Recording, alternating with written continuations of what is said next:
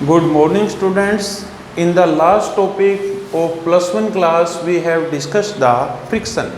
Friction की advantages के बारे में हमने स्टडी किया था, उसकी डिसएडवांटेजेस के बारे में हमने स्टडी किया था और उसको कैसे रिड्यूस कर सकते हैं, कैसे कम कर सकते हैं, इन चीज़ों के बारे में हमने पढ़ा था। ठीक है, अब जो नेक्स्ट टॉपिक है वो है, अब हमारा मैथमेटिकल पोर्शन स्टार्ट हो जाएगा।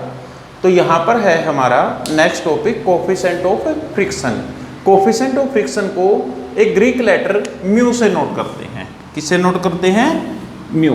इसको बोलते हैं एम यू, म्यू। म्यू से डिनोट करेंगे। ठीक है, तो कोफिशिएंट ऑफ फ्रिक्शन क्या होता है? अगर मान लेते हैं हमारे पास कोई भी एक सरफेस है, उसके ऊपर कोई भी बॉडी को रखेंगे, तो जो बॉडी का वेट है वो हमेशा डाउनवर्ड डायरेक्शन में लगेगा। ठीक है, और उस वेट को जो बैलेंस करेगी that is called normal reaction. इसको क्या बोलते हैं? Normal reaction. इसको नॉर्मल रिएक्शन बोल देंगे। ठीक है, और जो हमारा जब अप्लाइड फोर्स लगाएंगे F, तो बॉडी आगे की ओर मूव करने की कोशिश करेगी और जो उसका अपोजिट डायरेक्शन में उसको फोर्स ऑफ फ्रिक्शन बोलते हैं। ठीक है, तो यहां पर देखो जो कोफिशिएंट ऑफ फ्रिक्शन है, it is defined as the ratio of force of limiting friction to the normal reaction, यानी to the normal reaction, force of limiting friction and to the normal reaction. तो यहाँ पर हम small f से note कर लेंगे इसको। ठीक है, स्मॉल f से फोर्स ऑफ फ्रिक्शन को डिनोट कर लेंगे। ठीक है, तो यहाँ पर जो फोर्स ऑफ लिमिटिंग फ्रिक्शन है वो डायरेक्टली प्रोपोर्शनल होगा नॉर्मल रिएक्शन R के, यानी जितना ज़्यादा वेट होगा उतना ही नॉर्मल रिएक्शन होगी और उतना ही वहाँ पर हमें फोर्स ज़्यादा अप्लाई करना पड़ेगा, उतना ही फोर्स ऑफ लिमिटिंग फ्रिक्शन ज़्यादा होगा। तो यहाँ पर फोर्स ऑफ लिमिटिंग फ्रिक्शन है that is directly proportional to normal reaction R। ठीक है, अगर यहाँ पर प्रोपोर्शनैलिटी कांस्टेंट हम हटा दें तो यहाँ पर एक कोफिशिएंट रखते हैं जिसको बोलते हैं कोफिशिएंट ऑफ फ्रिक्शन, म्यू। एक कांस्टेंट रख देंगे। ठीक है, तो म्यू R। अगर म्यू की वैल्यू देखें वो क्या होगी? Force of limiting friction to the normal reaction R। तो ये है हमारा कोफिशिएंट ऑफ फ्रिक्शन और इसकी वैल्यू है वो हमेशा 0 से लेके 1 के बीच में होती है, ये आपने ध्यान रखना है। ठीक है, कोई भी सरफेस कितना स्मूथ होगा, कितना रफ होगा, it is determined by it's coefficient of friction. ठीक है, तो यहाँ पर इसके बाद नेक्स्ट टॉपिक है that is angle of friction. ये एंगल ऑफ फ्रिक्शन है।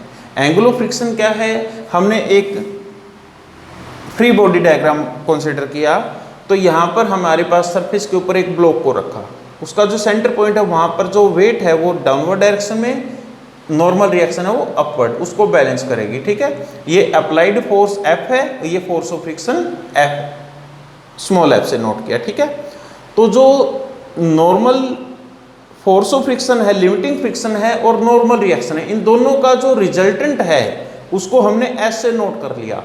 तो जो force of limiting friction and normal reaction, उसका जो रिजल्टेंट है वो जितना एंगल बनाता है किसके साथ? नॉर्मल रिएक्शन के साथ, उसी को बोलते हैं एंगल ऑफ फ्रिक्शन। तो ध्यान देना, एंगल ऑफ फ्रिक्शन यानी थीटा में भी डिफाइन कर सकते हैं एज द एंगल, एक एंगल के तौर पर, which the resultant of limiting friction यानी F और नॉर्मल रिएक्शन R, यानी F और R ये दो वेक्टर है, इनका जो रिजल्टेंट है उसको S से नोट कर लिया, यानी जो ये S एंगल बनाएगा नॉर्मल रिएक्शन के साथ, उसी को बोलते हैं एंगल ऑफ फ्रिक्शन। ठीक है, तो हमारे पास कह सकते हैं कि जो by definition angle theta is called the angle of friction, angle of friction बोल सकते हैं। ठीक है, अगर इसकी वैल्यू हमें निकालनी है तो इसके पैरेलल हम एक साइड और खींच सकते हैं ऐसे। तो यहाँ पर देखो थीटा के सामने परपेंडिकुलर, जिसके साथ थीटा है वो बेस, थर्ड साइड हाइपोटेन्यूस।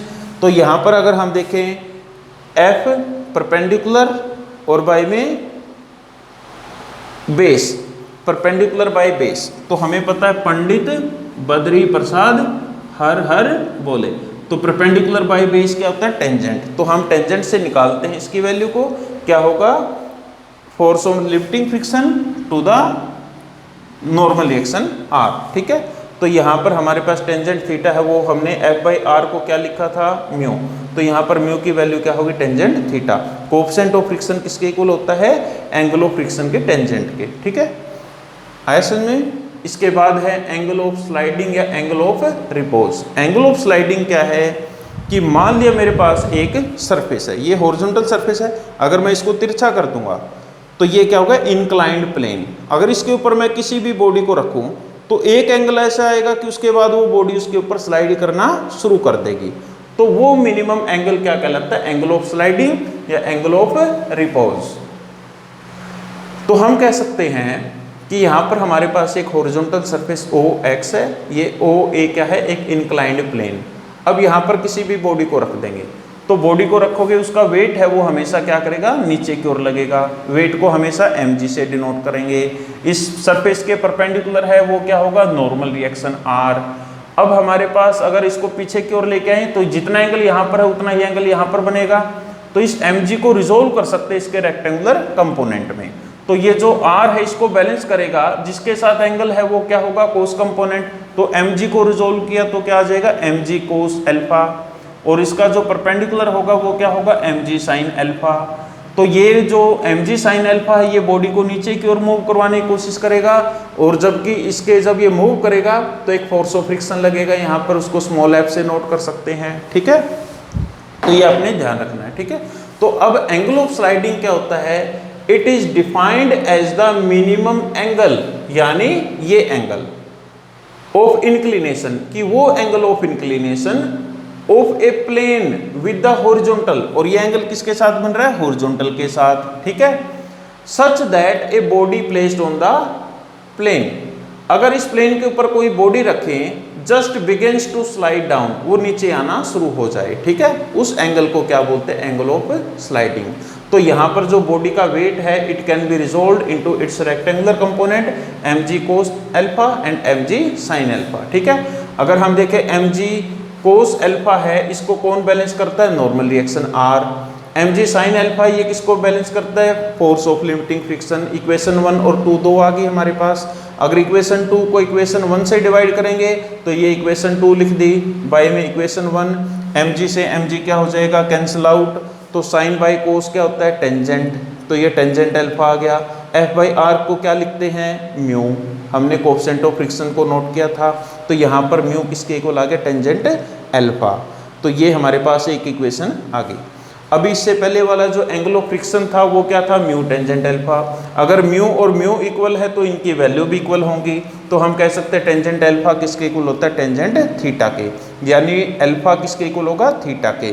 और अल्फा क्या है, angle of sliding, angle of sliding, और थीटा क्या है, थीटा क्या है, एंगल ऑफ फ्रिक्शन। तो आपने ध्यान रखना है एंगल ऑफ स्लाइडिंग हमेशा किसके इक्वल होता है, एंगल ऑफ फ्रिक्शन के। ठीक है, तो ये आपने बेसिक कॉन्सेप्ट है, इनको स्टडी करना है, और इनके ऊपर कुछ न्यूमेरिकल्स आपने ट्राई करके देखने हैं NCERT से। तो आप एक बार इनको अच्छे से स्टडी करके न्यूमेरिकल्स को ट्राई करके देखना। ठीक है, थैंक यू।